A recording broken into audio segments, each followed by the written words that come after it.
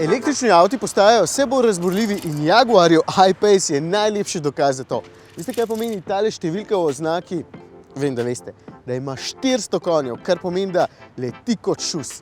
In ja, pri Jaguarju to pomeni tudi, da je drag kot žafran. 100 evrov manj kot 100 000 evrov. Mislim, če bi se hecal, bi lahko rekel, še 100 evrov nastane, poceni. Pa bom raje tiho. Mislim, samo glede cene. Pri vsem ostalem je toliko zapovedati, da moram kar pohiteti, da mi ne bo zmanjkalo časa.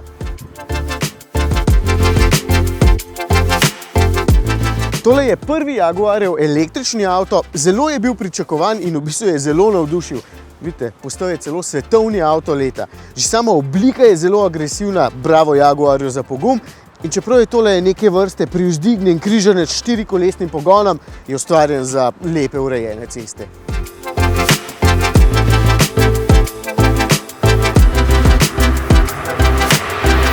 Za takšne recimo, tukaj boste lahko v dir spravili vse konje, ker je moči res veliko. Pospešek do stotice je 4,8 sekunde, ampak kot vedno povem pri električnih avtih, občutek med pospeševanjem je v tem primeru nekaj res posebnega, ker že z mesta tako sune in sploh ne popusti, da kar težko verjameš. Sploh pri tako velikem in težkem avtu, ki tehta kar 2,2 tone. Sem mislil, da bo tudi okoren in v ovinkih težaški, pa v bistvu sploh ni. Se čuti masa, jasno, ampak vleče kot bik, motorja sta dobro usklajena in v praktično vsakem trenutku dajeta vso možno močno podlago in avto leti po mokrem ali pa po suhem. Včasih imam občutek, da bo kar potrgalo asfalt, ko pritisneš gas do konca. Zraven slišiš samo nekakšen pritajen hitrost pa neverjetno narašča in potniki zadaj lovijo sapo. Končna hitrost je omejena na 200 km/h, moram pa povedati, da je tole zelo dobro zatesnen in dobro izdelan avto.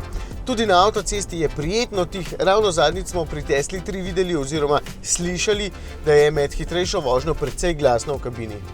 Ta pa ni.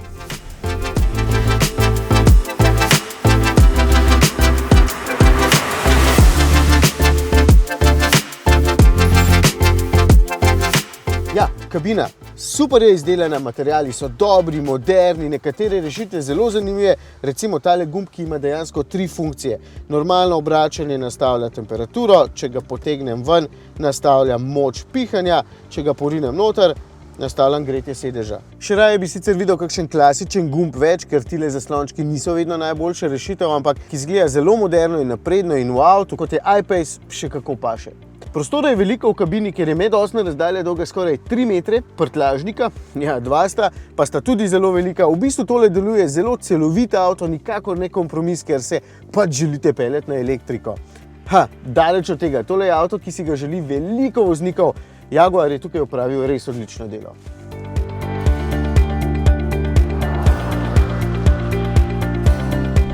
Se pa tukaj vedno pojavijo iste vprašanja, za koga to sploh je, ki se bo polnil in podobno. Te dni je bil mraz in na našem testu je bil doseg 325 km. Poleti verjetno lahko računate na kakšnih 10 ali pa 20% več, na tovarniško obljubljenih 470 km pa kar pozabite. Čeprav je najbrž v praksi možno tudi to, samo potem ne vem, zakaj bi si nekdo kupil tako močan in prijeten avtomobil, ki te vedno znova šokira, ko pohodiš plin. Ne moram se naveličati.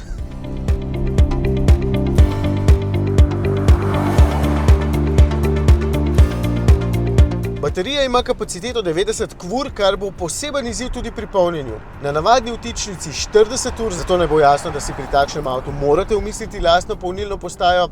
Je pa tudi tukaj v bistvu pomanjkljivost, ker se na izmeničnem toku polni z največ 7 kW, zato bo vseeno trajalo 12 ur, da se napolni čisto prazen. Takšen avto bi že lahko imel 3-fazno polnjenje z 11 kW, no, lahko pa požre tudi 100 kW, če boste kje našli takšno polnilnico z enosmernim tokom. Povprečna poraba na našem testu je okrog 32 kWh na 100 prevoženih kilometrov, to je že strošek okrog 5 do 6 evrov na 100 km, če polnim doma. Seveda je poceni, sploh če upoštevam, koliko moči je na voljo, hočem samo povedati, da ni pa zastonj, kot marsikdo zmotno misli.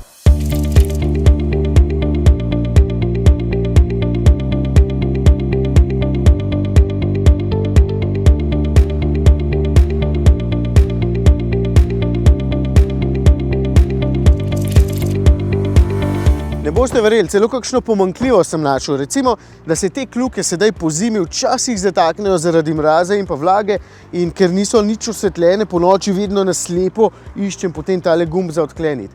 No, pa da si zadaj vedno umažem prste, ker se prtljažnik odpira točno tam, kjer je najbolj umazan. To je pa to. Nor avto za veliko denarja. Jasno, je pa Jaguar že v prvem poskusu zadev žebljico na glavico, ali kako že rečemo. Res, da ni tipičen avto, ker mu vseeno manjkajo kakšni klasični užitki, na primer ropotanje motorja, ampak za to, kar dejansko je, se pelje naravnost fantastično.